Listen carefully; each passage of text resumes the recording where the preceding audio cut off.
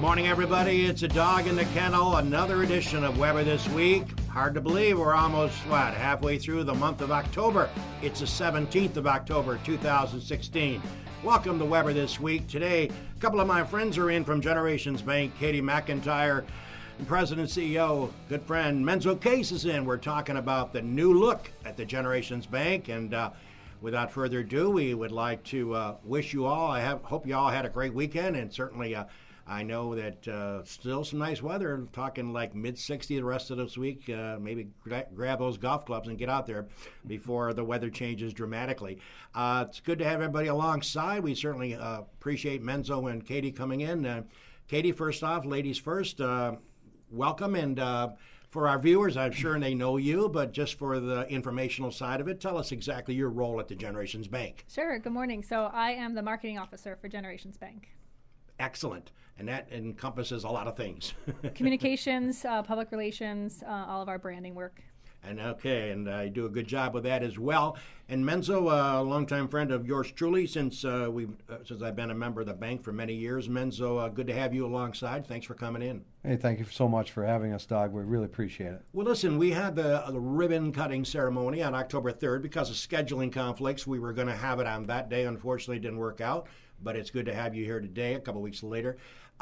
First off, it went well. And secondly, I was telling you before I went on the air, I, being an old dog, as I approach, knock on wood, 72 in a few months maybe, is the fact that I've always been a believer of, walking up to the counter and talking to somebody that handles the transactions.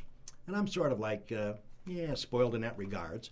But I got to tell you, the first time I drove through there, trying the new system, it said, push the button and talk to a teller. It's kind of neat. And all of a sudden, somebody appears and says good morning, very polite, and transact your business.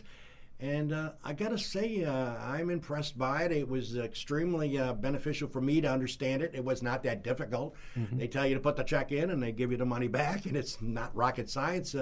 I thought it went well, and I went inside, Katie, before we went on air. We talked about it. I worked inside to deal with the machines in there. So talk about Menzo and Katie, as far as you've done a lot of changes there. And, of course, I was reading the article that you got, floor-to-ceiling windows, you got carpet-containing recycled. A whole lot of things went into the idea. Talk a little bit about either one of you relative to the thought process of putting this together. Well, what we've recognized is that individuals, our customers, are finding fewer and fewer reasons to stop into the bank personally for transactions. Now, there's always a base and there's always a reason to go to the office for a transaction, but fewer and fewer. We've seen a 30% decline in just a couple years in the number of transactions processed through our banking offices. So taking that into account, we introduced, last year, MyGen Mobile. Mm-hmm. So our MyGen Mobile, the app that you can download on your cell phone, we introduced that where you can make a deposit, a check deposit, do transfers. You can do all your banking online, pay your bills. Mm-hmm. And that really went over very well with close to 50% adoption by our customer base. Mm. So we took that into account, and one of the things that we have found is that individuals visiting our offices are there for expertise, to talk to our folks, to interact, and to get assistance, whether it be for a loan app, possibly for an insurance review. How to use this technology, that's a big question. Mm-hmm. So we built that in, and that's really the basis of it. Mm. But at the same time, we have another whole group of customers, and I want to tell you, it's not an age distinction. Mm-hmm. Young and old, that still want to come in and talk to a person and do a transaction. Sure. So we built that in as well. So we didn't want to eliminate traditional banking. Frankly, I like the office. I like having offices. I, in fact, rarely go into office, do a transaction, but I just like the idea of going in. Mm-hmm. And these are people, in fact, the same 5 people that have been there for a number of years are there presently, the same ones. They just have a lot less to do on the transaction side. Mm-hmm. So they're available to have a cup of coffee and talk about what's important to our customers. Yeah, Katie, to that point, you're greeted by staff members there, workers there. They're Desiree and company down there, the one I go into. But it gives you that warm, fuzzy feeling, and they're very polite. They come up to you and ask you, can I help you? And I think that's important, too. I think it's very important to, when you first navigate that, when I did, there are people that I've obviously seen for years, because I go in there all the time, and they made my stay comfortable. And when you go through the first process, because I did the first couple processes inside instead of going through the outside, it was quite the experience. I must say it. Yes, That's same friendly faces, and they'll help you each time. Until you don't want them to help you anymore, they'll help you with every transaction. No, that was good. And I got to tell you a funny story, and I got to pick on my friend Brad Jones, and you guys will appreciate this. If I could redesign one thing about the new look, the new system, and it's not a big deal, but to me, I don't consider myself short. I'm 5'11 and a half, I guess. The last time I saw Dr. Chen, which, by the way, will be tomorrow again, that as I went through the drive-through, I clicked the button and I cast a check, and it was, I don't remember, but the change side of it was 92 cents. And the young lady says, here's your money, get your change. And I reached up to the change slot, the cash dispenser. And again, I'm not a short person. I thought I parked pretty close to the window. And I grabbed the change, and unbeknownst to me, I could not hold the change, and I dropped it. Now, this happened twice to me.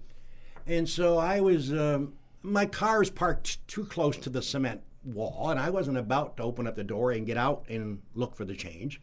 So I left it, but I thought, Menzo and Katie, that I would decide to strategically figure out who's going to grab that change that I might know. So I backed up in front of the facility. I'm only having fun. And I noticed somebody coming out, looked like Brad Jones's car.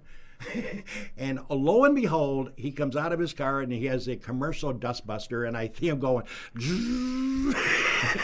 And I think, Katie, and next time you see Brad, I know you see him a lot, then I think he owes me $1.95. Right. Well, total. He does vacuum that up every day, and but he's told us that he's giving it to the House of Concern. Good. So we really appreciate his efforts to boost the local area and help out other And people. my $1.95. Right. And I'll let him know that you appreciate it. Please. Yeah. That's right. But no, I had no problem with it. And again, folks, Menzo Case and Katie McIntyre, Generations Bank, talking about the redo. I like the color scheme. You kept that really sharp looking. It just is a very comfortable, very pleasant sight, and I give it a 10. I mean, I know I was kidding about the change because that's my clumsiness with my left hand. But in all honesty, it certainly has made the mark as far as I'm concerned from an older person demographic. Well, I'm preparing for a discussion tomorrow, or this coming Friday, with the Cornell Hedge Fund Group. Mm-hmm. They've asked me to come down and speak, and one of the questions they have is, how is our bank adapting to technology? But more importantly, how are our customers adapting? Mm. And one of the things that we built in to the back of the office is a tech bar so that the customers can go in. Let's say that you're looking at an Android. Mm-hmm. We have one, and you can play with it. You say you want an iPad. You can go back there and you can play with an iPad. They're just there so that you can toy with a little bit and get some input from our tech-savvy group. I hope they're tech-savvy. And just help you through how does one download an app. Talking to a few people, particularly my in-laws, they have no idea, so we show them how to do it. And once they know, they're totally adapted to it. Now, they're a little rusty at some points, but it's fairly easy technology. So it's a lot of fun. And one of the things we didn't want to do was alienate. Mm-hmm. I also have a whole contingent of customers that have contacted me and said, thank you so much for leaving what we call the banker's box, so I can go up and do the transaction with my friend, my associate, and not go to the machines. And that's fine. They'll be there. That's why they were built. So you feel comfortable. Any way that you want to do business, we'll do it. And by the way, your headquarters on Bayard Street, which I have frequented quite often, of the Cafe 19, I must tell you, Del Lago folks have got to be excited you have that building there, because I see you got them all cooped up in there, and I was able to go the other day and check it out, and that's a phenomenal opportunity for them to work off-site versus getting a casino built up. Yeah, the location, the casino is going tremendously well. Oh, I know. I've been offered a tour, and I've got to make time for that. Mm-hmm. But having a site in town, their option, that's what they wanted. That's great. It's been very helpful for them, and certainly we've had a very nice relationship, and they've been aces. I'll tell you, very professional group, and we really appreciate them and the way they've handled the building and the way they've handled traffic. They've been very good, very, very, very good for us. And there's a lot of people looking to be hired out there, too. So you got opportunities to follow Jeff Babinski and his crew. As Jeff's been on the show many times, we'll continue to spotlight Del Lago executives. As a matter of fact, sometime in November, we're going to have the VP of Slots they just hired. I met him the other day, Frank. He will be on the show. We're trying to pin down, I think it's the 14th of November. But he may not make the 14th because he said that is the day the slot machines will be arriving to get hooked up. And you got 2,000 machines. That's a lot of time, a lot of effort. But I understand from somebody over the weekend, they're 82% complete. Yeah. And they're looking at February 1st. It looks like they're online pretty good. So we'll have to wait and see. Myself and Jimmy are going to go out there, and Jimmy took some shots. We're going to do that in a few weeks and then showcase that maybe late November, early December to give our viewers, because they really are enthralled by the progress, and it's going to be an absolute gorgeous facility. Gorgeous. Top notch. Listen, Menzo Case and Katie McIntyre of the Generations Bank joining the Weber Show this morning, talking about the redo and the new look. They had ribbon cutting ceremony on October 3rd, a couple of weeks ago from today. Menzo, you talked about, before we went on the air today, about what is the status of the banking industry, the banking business, and are you comfortable where we are in the banking industry based on what you follow, since this is not your first rodeo? Do you feel comfortable the way the banking industry is set up right now, and are you concerned, either pro or negative, versus what the election might bring? Well, my concern with the banking industry as it is, the Dodd-Frank Act has been a very difficult for us to implement as a small bank. I think the number is, the act itself is 2,000 plus pages. The laws that have been the regulations that have been written for the act are 12,000 pages, and there's another 22,000 pages that are being contemplated. So this type of regulation it's never been seen before. So we've seen revenue in certain revenue streams. The interchange, for example, has been cut in half.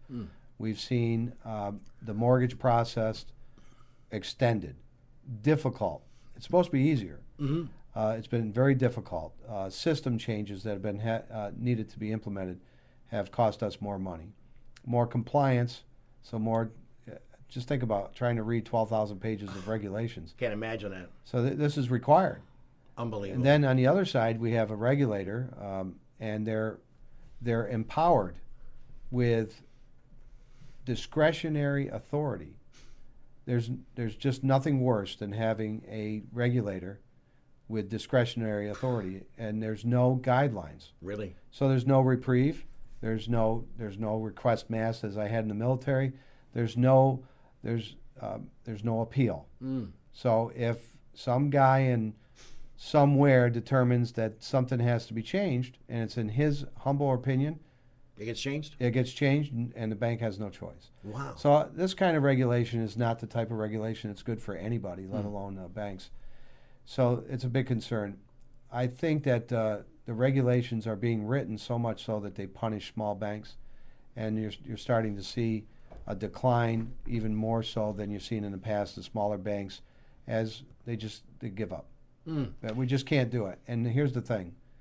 There's nothing better than a community bank, a true community bank. And I think that Generations has attested to this through our actions. Our board is wholly committed to the Finger Lakes region, and we make choices that other banks won't make, and they can't make, because they don't have the structure that we have, the mutual structure. Right. So when the question's asked, will you help? Most times the answer is yes. Sure. We'll figure out a way. So that's my concern. We're losing discretion. Mortgages, there's a qualified mortgage now, and if you don't make qualified mortgages, they're non-qualified, which opens the bank up to potential lawsuits over the entire life of the loan. Wow. And it's just crazy. So we do things that we've talked about in the past that other banks won't do to help families out. And that discretion is slowly being taken away, and we're being punished for it. So it's a tough situation. But we are resolute, we are determined, and we're going to continue to press on. Does the upcoming election, Democrat, Republican, make a difference to you, to banking industry, relative is good for one or not so good if one person gets elected? Is that an area of concern or not? I think that Congress is totally out of control. Okay. And they're the ones that pass the regulation. Right. So I don't think it'll matter. I don't think I feel bad for anyone that becomes the president of the United States. Yeah, right. It's a very difficult row to hoe. We're in a situation where rates around the world are negative. So you've actually got countries, Japan just recently, that are negative interest rates. What's that mean? That makes no sense. Amazing. So one buys the bond from Japan and immediately loses money. It makes no sense. Mm. And our country is talking about, with Chairman Yellen, Yep. a negative interest rate scenario. So this is uncharted territory, and I don't know how we're going to spin out of this. With our federal debt is $19 trillion. That's a lot. It's nonsensical. This is Weber This Week, Menzo Case, Katie McIntyre, my special guest this morning, talking about the redo, talking about banking at Generations Bank, etc. Let's take our break and hear from our great sponsors that make the Weber Show possible. We'll come back and talk a couple of sports items. We'll get back to Menzo and Katie. This is Weber This Week on a Monday. Glad to be with you.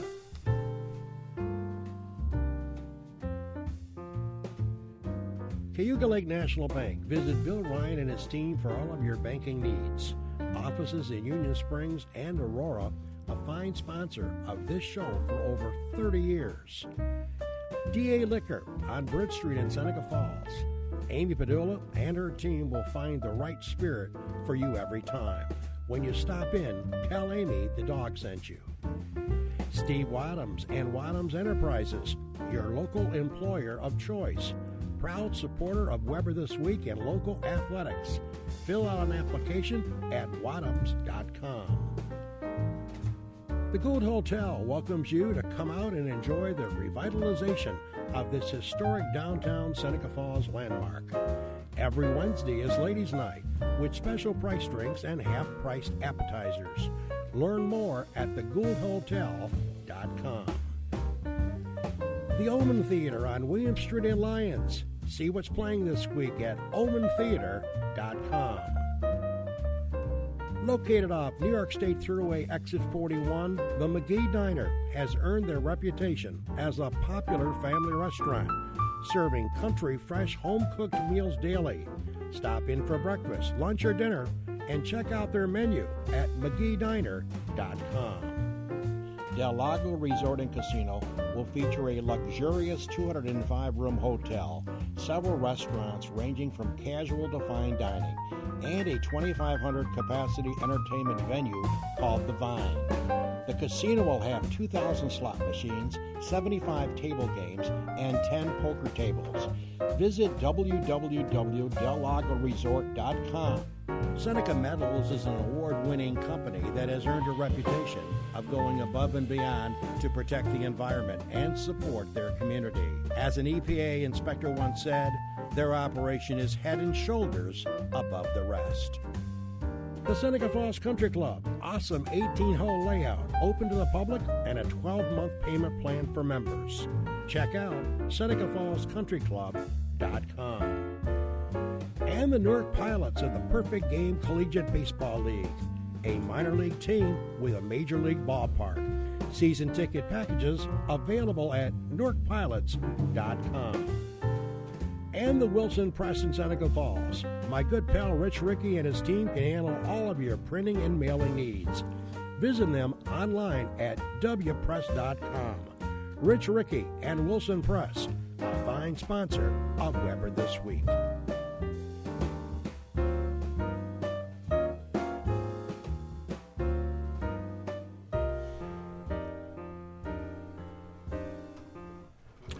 Welcome back, everybody. It's a Dog with you on a Monday.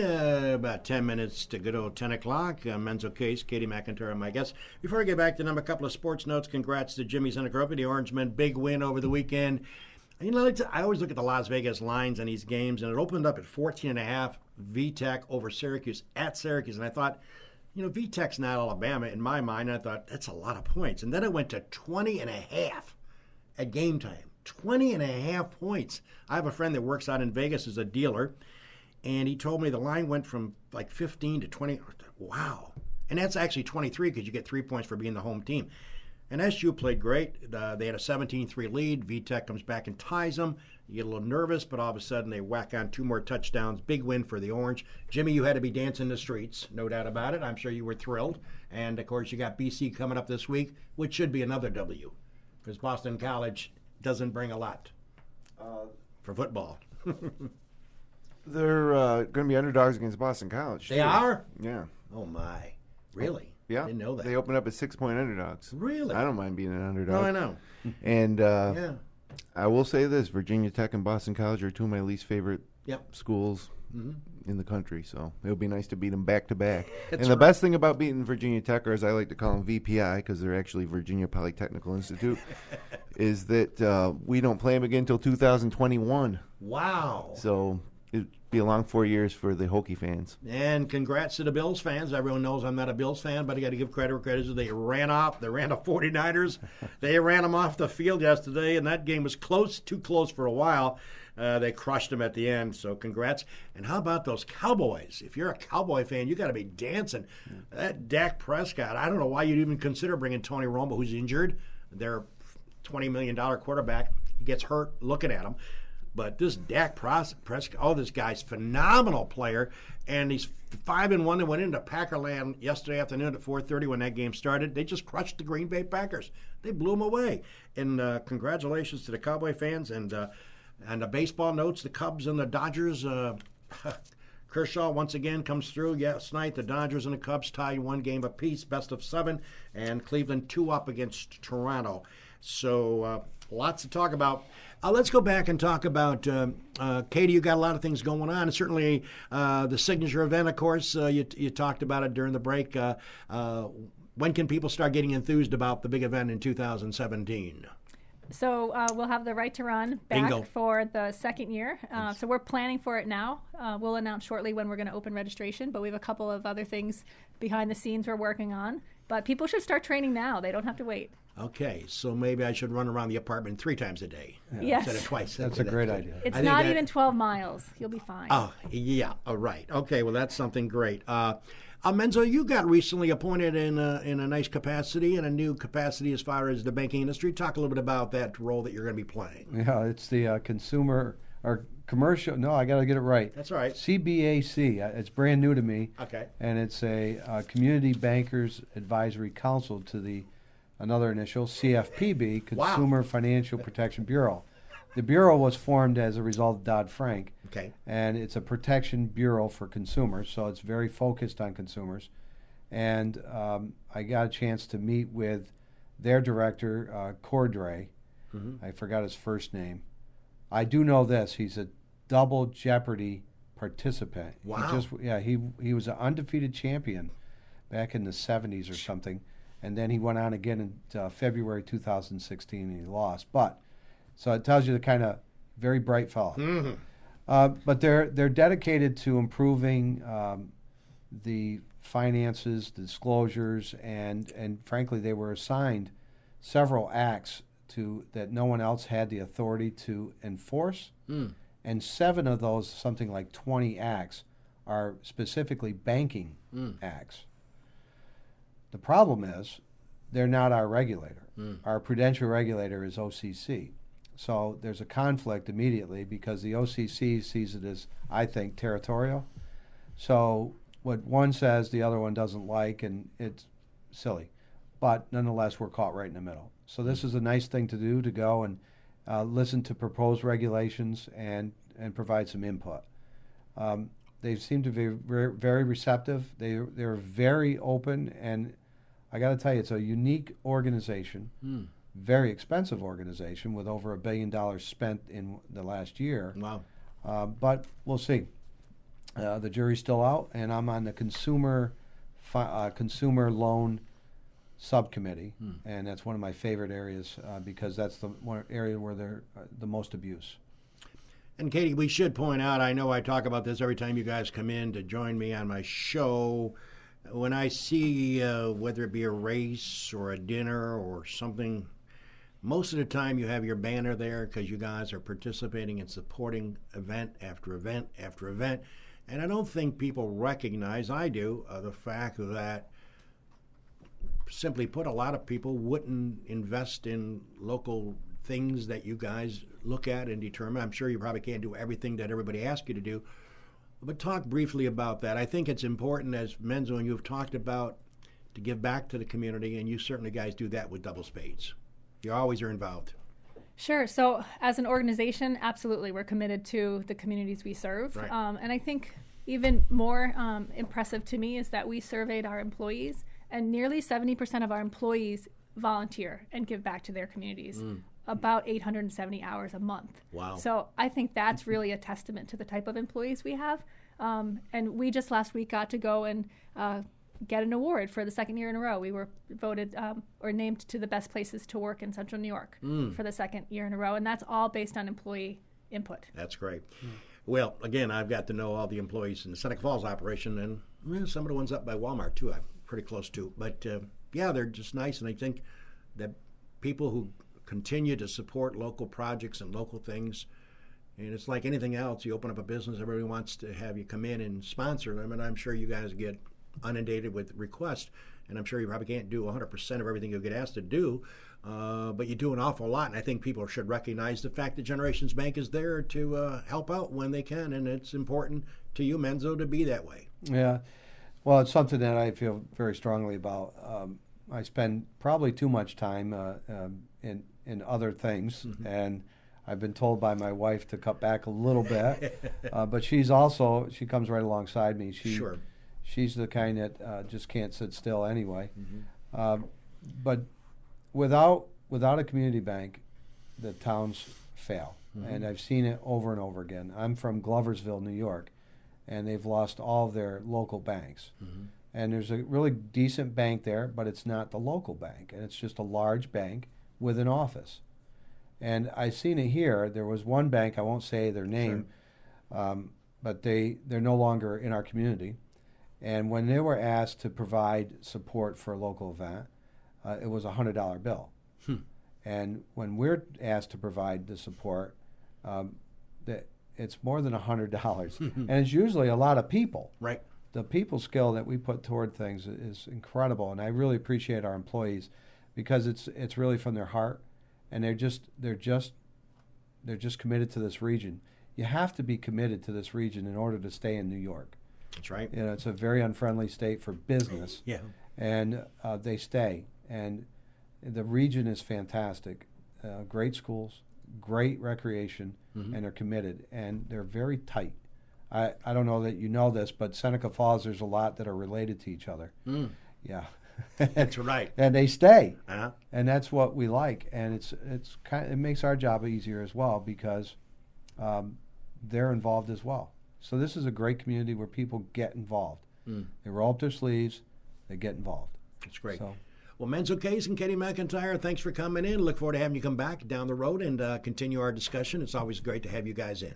Thank you so much. By the way, just so you know, our upcoming guest schedule, let's run a couple of them down. Next week, you run into people and they have certain events. My daughter threw a graduation party for my granddaughter, Izzy, who's now at Fredonia, freshman. And there was a young man from Clyde, New York named Nate Michaels who brought his guitar and he sang a few songs. And I thought, this guy's got talent, young kid. And I went up to him and gave him my card and said, I'd love to have you come on the show. He's coming here next week with his guitar. He's going to sing a few songs. His name is Nate Michaels from Clyde, New York. Outstanding talent. I understand he is booked heavily, so you might get a chance to hear him and enjoy him next week. He'll be here to play a couple of songs. Nate Michaels from good old Clyde, New York. It's amazing. You sit there and go, wow, that guy's got a good voice. A lot better than a dog and Jimmy. Right, Jimmy? A lot better than us. I used to sing in a band. Did you? Yeah. No. Don't knock my voice. Back in the 50s? Maybe yours. I don't know if you've done any singing. Listen, I got to tell you, my wife Mary, of 50 years of wedded bliss, told me one day driving down the arterial into Geneva, New York, said to me, Frank Sinatra's song was on and I was singing as the song was playing. She goes, honey, you sound just like him. Hey. Put that on tape. And that'll be next week, Nate Michaels. And I won't be here the 31st. Unfortunately, I'm going to be getting my uniform ready for Halloween. And I wasn't going to be here the following Monday as well, but I've changed my schedule. I'm going to be here on the 7th. And I changed it around because I want to come in and talk politics because the next day is the election. We're going to have fun with that. So I will be here on the 7th. And then on the 14th of November, we bring in Frank over at the Generations Bank. He's the vice president of slots for the Del Lago Casino. He may not make it if the machines arrive early that morning, so we'll keep you in track. Later in the month of November, we have Gary Schlegel, my buddy from the McGee Diner. Is he excited about Del Lago, you think? So he's excited. He'll be in talking about a lot of things, and we got a whole bunch of more guests scheduled for the month of December. Jeff Rook will be coming in down the road, talking about It's a Wonderful Life run. A lot of guests as we wrap up 2016. So thanks again, guys, for Katie McIntyre and Menzo Case, and Jim Seneca, the dog, bidding you farewell. Have a great week, everybody.